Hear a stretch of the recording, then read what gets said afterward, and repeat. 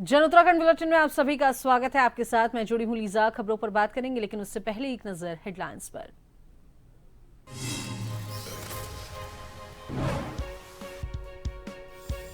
HNB Garhwal केंद्रीय विश्वविद्यालय के कुलपति की नियुक्ति का मामला। जनहित याचिका पर यूजीसी और से 4 सप्ताह में मांगा जवाब। हाईकोर्ट में अगली सुनवाई 10 फरवरी को।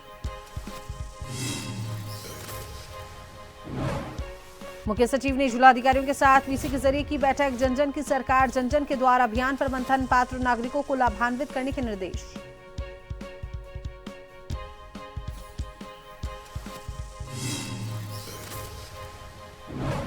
चंपावत में नशा तस्करों के खिलाफ सख्त कार्रवाई। करीब 2 करोड़ की स्मैक के साथ 3 गिरफ्तार। लोहाघाट विधायक ने पुलिस टीम का जताया आभार।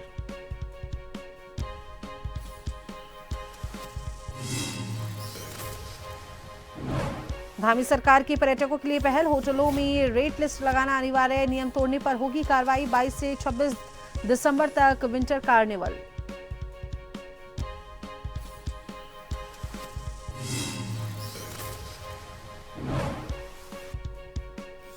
उत्तराखंड में फिर बदलेगा मौसम का मिजाज। दिन चढ़ने के साथ छटेगा कोहरा, मिलेगी राहत। मौसम विभाग ने बारिश और बर्फबारी की जताई संभावना।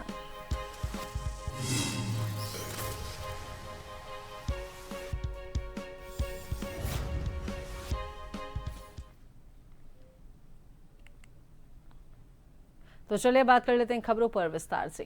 उत्तराखंड हाईकोर्ट ने एचएनबी गढ़वाल केंद्रीय विश्वविद्यालय के कुलपति की नियुक्ति को चुनौती देने वाली जनहित याचिका पर सुनवाई के बाद यूजीसी व अन्य से 4 सप्ताह में जवाब मांगा है। कोर्ट ने मामले की अगली सुनवाई के लिए 10 फरवरी की तिथि नियत की है। वरिष्ठ न्यायमूर्ति मनोज कुमार तिवारी एवं न्यायमूर्ति सुभाष उपाध्याय की खंडपीठ के समक्ष मामले की सुनवाई हुई। पौड़ी गढ़वाल निवासी नवीन प्रकाश नौटियाल ने हाईकोर्ट में जनहित याचिका दायर कर एचएनबी गढ़वाल केंद्रीय विश्वविद्यालय के कुलपति की नियुक्ति को चुनौती देते हुए कहा कि उनकी नियुक्ति यूजीसी के नियमों के तहत नहीं की गई, वे इस नियुक्ति के लिए नहीं है और याचिका में कहा गया है कि उनकी नियुक्ति गलत तरीके से की गई है।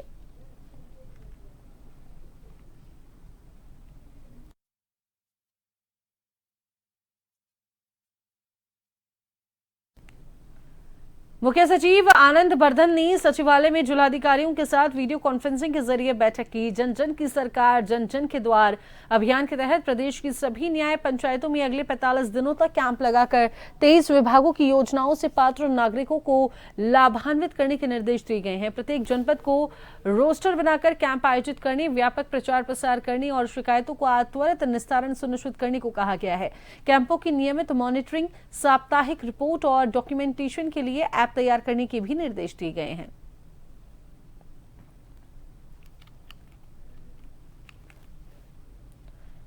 एसपी चंपावत अजय गणपति के नेतृत्व में जिले में नशा तस्करों के खिलाफ लगातार सख्त कार्रवाई की जा रही है और इसी क्रम में चंपावत पुलिस, एसटीएफ और एसओजी की संयुक्त टीम ने बड़ी सफलता हासिल करते हुए करीब 2 करोड़ रुपए की स्मैक बरामद की है और उत्तर प्रदेश के 3 कुख्यात नशा तस्करों को गिरफ्तार किया है। और इस कार्रवाई पर लोहाघाट विधायक खुशहाल सिंह अधिकारी ने एसपी चंपावत अजय गणपति और पूरी चंपावत पुलिस टीम को धन्यवाद दिया। विधायक अधिकारी ने कहा कि एसपी चंपावत के नेतृत्व में पुलिस लगातार नशा तस्करों के खिलाफ प्रभावी कार्रवाई कर रही है, जो सराहनीय है। उन्होंने बताया कि इस वर्ष अब तक चंपावत पुलिस द्वारा 17 करोड़ रुपए से अधिक के ड्रग्स की बरामदी की जा चुकी है।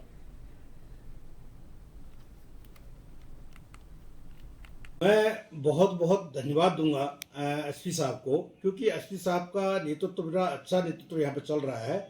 जिस प्रकार से एक मित्र पुलिस का काम होता है, वो संचालन, वो जो व्यवस्था उनकी चल रही है, मैं उनको बधाई देता हूँ। इसलिए देता हूँ क्योंकि मैं इससे पहले भी कई बार विधानसभा में इस मांग को उठा चुका था, क्योंकि नशे से हमारे लोगों, हमारे युवाओं का पूरा ये है कि हम पलायन के खत्म होने की दशा में जा रहे हैं, क्योंकि हमारे पूरे युवा इस नशे में ऐसे घिर गए हैं कि उस नशे के घेर से बाहर नहीं आ पा रहे हैं। उसको हमारे यहाँ के जो एसपी गणपति जी हैं, उन्होंने इस बात को संज्ञान में लिया और बहुत मेहनत उन्होंने इस पे की, जिसका प्रतिफल है कि आज 2-2 करोड़ों के हिसाब से इसमें पकड़ी जा रही है। उत्तराखंड उच्च न्यायालय ने प्रदेश में शराब के दाम बढ़ाने के सरकार के निर्णय पर रोक लगा दी है। न्यायमूर्ति रविंद्र मैठानी एवं न्यायमूर्ति आलोक मेहरा की खंडपीठ के समक्ष मामले की सुनवाई हुई। शराब बनाने वाली डिस्टिलरी मैसर्स इंडियन ग्लाइकोलस लिमिटेड याचिका दायर कर प्रदेश में शराब के दाम बढ़ाने के सरकार के निर्णय को चुनौती दी थी। मैसर्स इंडियन ग्लाइकोलर लिमिटेड ने याचिका में कहा कि प्रदेश सरकार ने 28 नवंबर को एक नोटिफिकेशन जारी कर प्रदेश में शराब के दामों में वृद्धि कर दी। कहा गया कि राज्य सरकार एक्साइज ईयर के माध्यम में शराब के दामों में वृद्धि नहीं कर सकती। नोटिफिकेशन के माध्यम से उत्तराखंड आबकारी नीति नियमावली में संशोधन नहीं किया जा सकता और संशोधन के लिए नियमावली बनाई या तैयार करने वाली प्रक्रिया अपनाई जानी चाहिए। वहीं सरकार की ओर से कहा गया कि प्रदेश सरकार को इसका अधिकार है। दोनों पक्षों को सुनने के बाद हाईकोर्ट ने सरकार के 28 नवंबर को जारी नोटिफिकेशन पर रोक लगा दी है।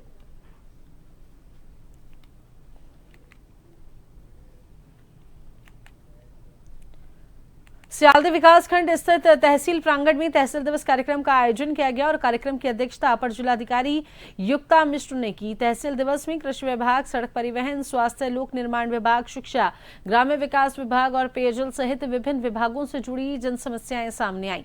अपर जिलाधिकारी युक्ता मिश्र ने अधिकारियों को निर्देश दिए कि तहसील दिवस में प्राप्त सभी शिकायतों का अनिवार्य रूप से निस्तारण सुनिश्चित किया जाए। उन्होंने कहा कि जन समस्याओं के समाधान में किसी भी प्रकार की लापरवाही बर्दाश्त नहीं की जाएगी और प्रत्येक शिकायत का समयबद्ध समाधान किया जाना जरूरी है। तहसील दिवस के दौरान कुल 44 शिकायतें प्राप्त हुई, जिनमें से अधिकांश का निस्तारण मौके पर ही कर दिया गया और जबकि शेष शिकायतों के निस्तारण के लिए संबंधित विभागों को समय सीमा तय कर आवश्यक निर्देश दिए गए। आज सियालदह तहसील में माननीय मुख्यमंत्री जी के निर्देशानुसार साप्ताहिक तहसील दिवस का भव्य शुभारंभ यहाँ पर किया गया है और हम इसके लिए माननीय मुख्यमंत्री जी का दिल से आभार व्यक्त करते हैं। और आपके निर्देशानुसार पूरे जिले से यहाँ अधिकारियों की टीम आई है। बहुत अच्छी व्यवस्थाएं हुई हैं, बहुत लोगों के यहाँ काम हो रहे हैं। इसके लिए माननीय मुख्यमंत्री जी का बहुत बहुत धन्यवाद। उत्तराखंड सूचना कर्मचारी संघ देहरादून द्वारा प्रथम इंडोर खेल प्रतियोगिता 2025 का आयोजन किया गया। प्रतियोगिता के विजयी प्रतिभागियों को महानिदेशक सूचना बंशीधर तिवारी ने पुरस्कार और मेडल प्रदान किया और इस अवसर पर महानिदेशक सूचना बंशीधर तिवारी ने कहा कि सभी को अपनी जीवन शैली में योग और खेल को शामिल करना चाहिए। नियमित व्यायाम से तनाव कम होता है। खेल भावना जीवन को अनुशासित बनाने के साथ शारीरिक एवं मानसिक विकास में सहायक होती है। उन्होंने सूचना कर्मचारी संघ की इस पहल की सराहना करते हुए विभागीय परिसर में बैडमिंटन कोर्ट तैयार कराने के लिए प्रस्ताव बनाने के निर्देश भी दिए।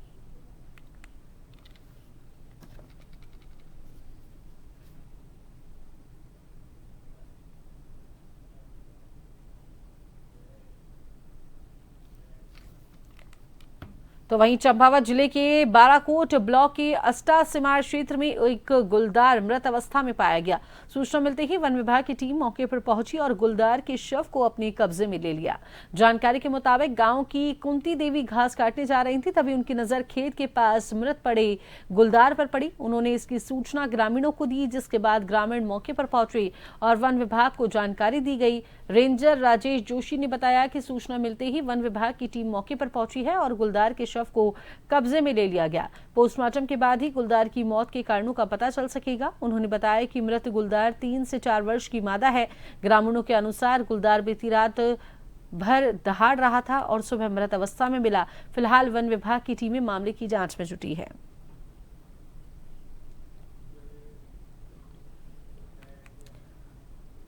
1971 के युद्ध में भारत की शानदार विजय पर जिले में अमर शहीद सैनिकों को श्रद्धा सुमन अर्पित करते हुए श्रद्धांजलि दी गई। पुलिस एवं एनसीसी के जवानों ने अमर शहीदों को गार्ड ऑफ ऑनर देकर सलामी दी। विजय दिवस पर जिला पंचायत में आयोजित समारोह में मुख्य विकास अधिकारी डॉक्टर अभिषेक त्रिपाठी, अपर जिलाधिकारी विवेक प्रकाश, जिला स्तरीय अधिकारियों, गणमान्य नागरिकों एवं पूर्व सैनिकों ने अमर शहीदों को श्रद्धांजलि देते हुए उनके बलिदान को नमन किया और वीर नारियों और शहीदों के परिजनों को सम्मानित करते हुए देशवासियों को विजय दिवस की बधाई दी।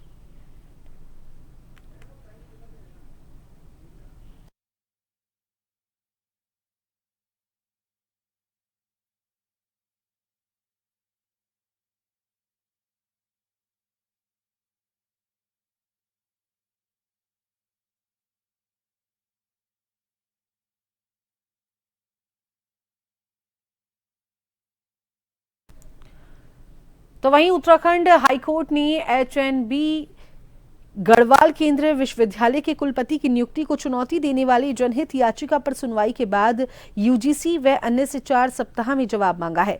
कोर्ट ने मामले की अगली सुनवाई के लिए 10 फरवरी की तिथि नियत की है। वरिष्ठ न्यायमूर्ति मनोज कुमार तिवारी एवं न्यायमूर्ति सुभाष उपाध्याय के खंडपीठ के समक्ष मामले की सुनवाई हुई। पौड़ी गढ़वाल निवासी नवीन प्रकाश नौटियाल ने हाईकोर्ट में जनहित याचिका दायर कर एचएनबी गढ़वाल केंद्रीय विश्वविद्यालय के कुलपति की नियुक्ति को चुनौती देते हुए कहा कि उनकी नियुक्ति यूजीसी के नियमों के तहत नहीं की गई है, वे इस नियुक्ति के लिए सही नहीं है। याचिका में कहा गया कि उनकी नियुक्ति गलत तरीके से की गई।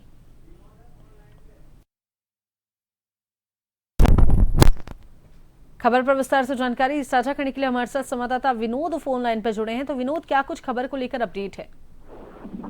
जी बिल्कुल, मैं आपको बताना चाहूंगा जो कल हाईकोर्ट में जो ये मामला चला था, इसमें एचएनबी जो हमारा गढ़वाल विश्वविद्यालय है, केंद्रीय विश्वविद्यालय, इसके कुलपति को यहाँ पे चैलेंज किया गया था कि उनकी नियुक्ति जो की गई है वो गलत तरीके से की गई, वो उसके मानक को पूरा नहीं करते हैं, ऐसा कल कोर्ट ने कहा है। और कोर्ट ने इसकी अगली तारीख जो नियत की गई है वो 10 फरवरी की गई है। लेकिन लगातार देखिए कि ये जो चुनौती जो दी जा रही है ये कुलपति की नियुक्ति को, तो क्या कुछ इनकी नियुक्ति को लेकर क्यों लोग तैयार नहीं हैं? क्या कुछ इसके पीछे की मुख्य वजह है?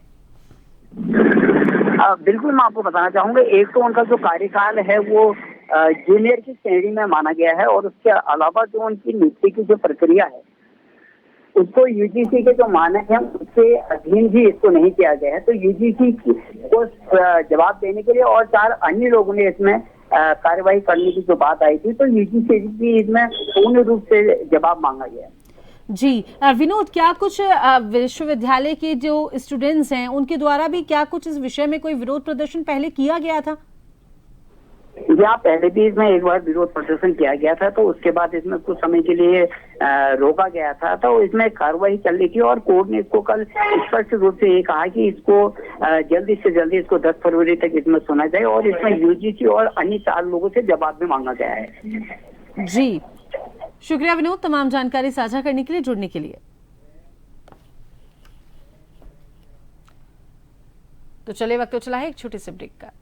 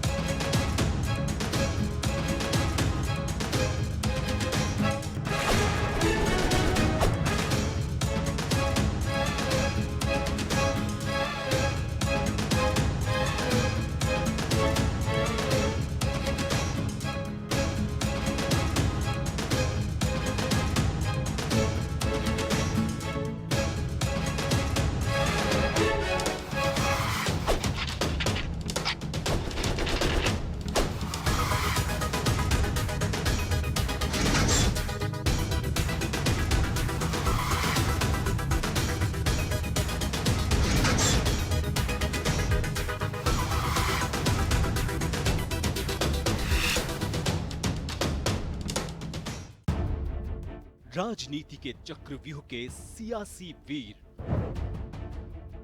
अपराध के अंधेरे की स्याह तस्वीर, मैदान में पसीना बहाते खेल के सितारे,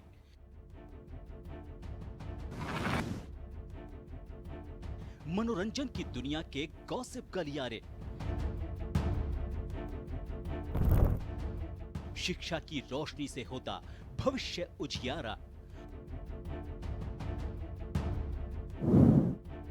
अर्थव्यवस्था हो या ऊपर नीचे होता मार्केट का पारा,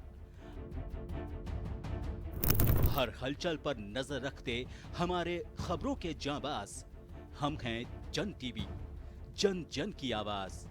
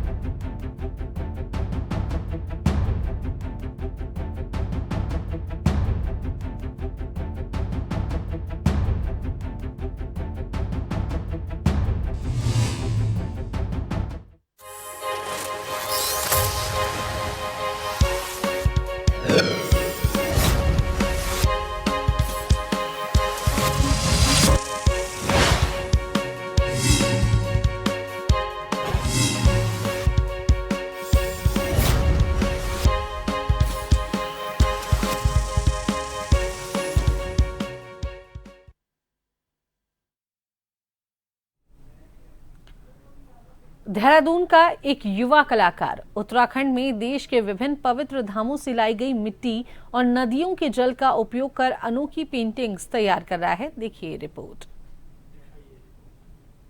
इन कंटेनरों में पूरे भारत के मंदिरों, तीर्थ स्थानों और पवित्र पहाड़ों से लाई गई मिट्टी रखी हुई है। हर एक के साथ एक कहानी जुड़ी होती है। कहानी घर की, यादों की, एक ऐसी जगह की जिसे लोग अपने दिल के करीब रखते हैं। उत्तराखंड के देहरादून में रहने वाले कलाकार आयुष बिष्ट ने इन्हें ही अपनी कला का आधार बनाया है। उनका मकसद लोगों को उनकी जड़ों से जोड़ना है, हर बार एक नई पेंटिंग के जरिए। आयुष के लिए मिट्टी सिर्फ निर्माण का साधन नहीं, बल्कि यादों, पहचान और परंपराओं से जुड़ी हुई है। तमाम जो गांव होते हैं वहां पे आपने देखा होगा जितनी भी लिपाई वगैरह होती है मकानों पे, जो नेचुरल कलर देता है वो मिट्टी से होती है। और किसी रीजन में व्हाइट मिट्टी होती है, किसी में रेड है, किसी में ब्राउन है, किसी में काली है। तो वहीं से थोड़ा सा दिमाग में ये रहा कि अगर ये मिट्टी दीवार को रंग दे सकती है तो क्यों ना एक बार ट्राई किया जाए। मतलब बहुत श्योर मैं भी नहीं था कि मैं ऐसा कुछ करूंगा या इसमें ही काम करूंगा। एक ट्राई किया तो वो चीज काम कर गई और उसमें एक मजा भी आने लगा। आयुष की कलाकारी के मुरीद सिर्फ भारत में ही नहीं बल्कि दुनिया भर में हैं। उन्हें ऑस्ट्रेलिया, ब्राजील, शिकागो और कनाडा जैसी जगहों से खास पेंटिंग बनाने के लिए ऑर्डर मिलते हैं। लोग अपने गृह नगरों की मिट्टी उन्हें भेजते हैं और उनसे ऐसी पेंटिंग्स तैयार करने की गुजारिश करते हैं जिन्हें वे अपने दादा दादी, माता पिता और अपने पसंदीदा लोगों को भेजते हैं। अलग अलग कैटेगरी में हमारे पास ऑर्डर्स रहते हैं। जैसे हम गवर्नमेंट ऑर्डर्स भी हमारे पास रहते हैं, कॉर्पोरेट रहते हैं, गिफ्टिंग रहते हैं। और मेनली जो हमारा वर्क है, जो हमने मतलब अपना फुली हम जिस चीज़ के ऊपर एक चीज़ बोल सकते हैं, एक टैगलाइन के ऊपर जो हम काम करते हैं, अपना धार्मिक स्थल की मिट्टी और जो वहाँ बहने वाली जो भी नदियाँ हैं, जो दिव्या नदी है, उसका जल हम यूज करते हैं। और उत्तराखंड के जो लोग घर से दूर रहते हैं उनके लिए आयुष उनके बचपन की यादों को ताजा करने वाली तस्वीरें उकेरते हैं। चाहे वो नदियां हों जिनके किनारे वे खेले या फिर वो पहाड़ जिन पर वे चढ़ा करते थे। आयुष वो जरिया बनते हैं जो लोगों को उनकी सुनहरी यादों के सफर पर ले जाता है और उन्हें उनकी जड़ों का एहसास कराता है।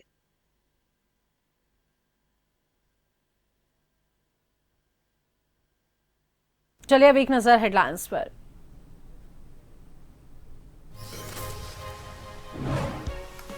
एचएनबी गढ़वाल केंद्रीय विश्वविद्यालय के कुलपति की नियुक्ति का मामला, जनहित याचिका पर यूजीसी और से 4 सप्ताह में मांगा जवाब। हाईकोर्ट में अगली सुनवाई 10 फरवरी को।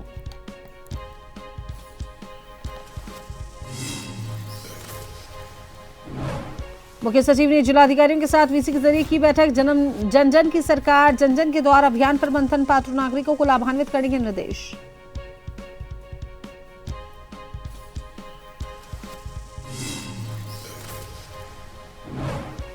चंपावत में नशा तस्करों के खिलाफ सख्त कार्रवाई। करीब 2 करोड़ की स्मैक के साथ 3 गिरफ्तार। लोहाघाट विधायक ने पुलिस टीम का जताया आभार।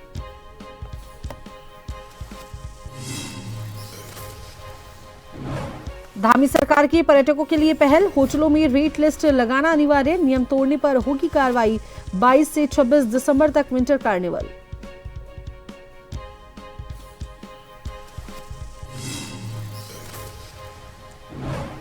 उत्तराखंड में फिर बदलेगा मौसम का मिजाज। दिन चढ़ने के साथ छटेगा कोहरा, मिलेगी राहत। मौसम विभाग ने बारिश और बर्फबारी की जताई संभावना।